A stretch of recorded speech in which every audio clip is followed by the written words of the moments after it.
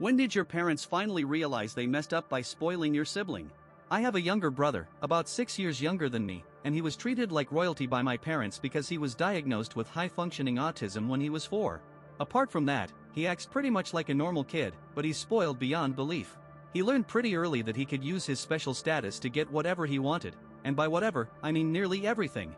If I had something, he had to have the same, so we ended up with 2 of nearly everything, except for stuff we shared. And anything I didn't have that he did, he would make sure to rub it in my face. When I was 11, I asked my parents for a 3DS for my 12th birthday, and they got me one.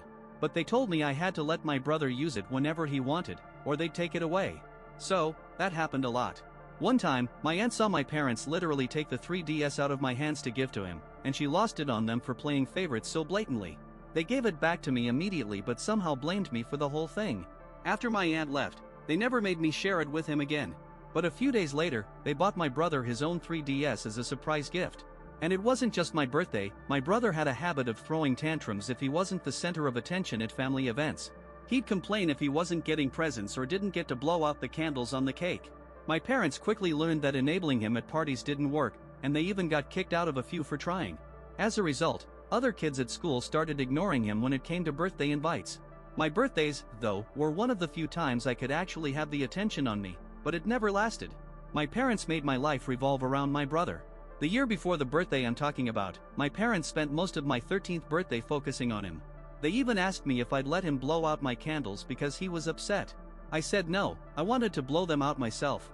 At first, they called me a spoiled brat, but my aunt stepped in again and ripped them a new one for treating me like that.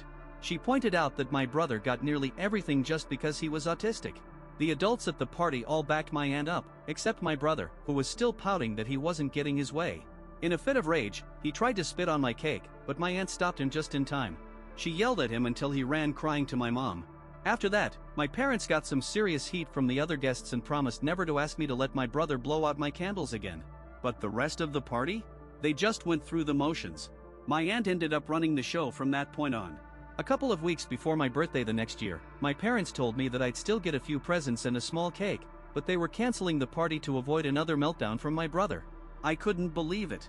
I told them I was hurt, and they just shrugged it off. So, the next week, I started telling everyone, my friends, my teachers, even the school counselor, what was going on.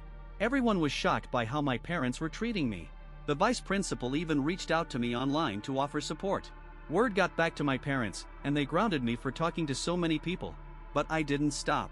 I started telling everyone at school that I was grounded for being upset, and that made things worse. A bunch of parents reached out to my folks, telling them they were out of line. Suddenly, I was ungrounded, but there was no apology yet. My dad just walked into my room one day, arms crossed, told me I was ungrounded, and then left. That was it. I honestly thought my birthday party was still cancelled since no one said anything about it. My brother found the whole thing funny and teased me about not being able to celebrate. But, by the end of the 2 weeks, my parents surprised me with a party at my favorite restaurant. They claimed it was their plan all along, but I knew that wasn't true. From what I could tell, everyone was really upset with them for what they'd done, and it showed in how they interacted with my parents. So, they threw the surprise party to try and salvage what little reputation they had left, but I'm pretty sure they spent a lot of money to make it happen. It was a great night, though. I had dinner with all my friends, the restaurant even had an arcade, and I got the PS4 I'd been wanting. It was clear everything had been planned and bought last minute. My dad had this look on his face that my aunt joked made him look like a moth had flown out of his wallet. Of course, my brother caused a scene about me getting the party. When he tried to push my cake off the table, my parents finally stepped in. For the first time since he was a toddler, my brother got a timeout, and my mom stayed with him to make sure he didn't do anything else. He kept trying to run toward the cake with a stack of presents, but there was always someone watching him. Even my dad kept guard. My mom ended up taking him to a nearby McDonald's to play in their play area. I later heard she spent over an hour trying to get him to leave the play structure, and he only came out because he needed to use the bathroom. He tried to run back in immediately. After that, my parents never tried to cancel my birthday again while I was living with them. But, for the next 4 years, they didn't put much effort into my parties. It was usually a local pizza place, a plain cake with no name on it, and no gifts. I know it sounds spoiled, but it did kind of bother me that I never got a cake with my name on it again. Every year, my aunt would call them out on it, and every year, they'd claim they just forgot to get it decorated.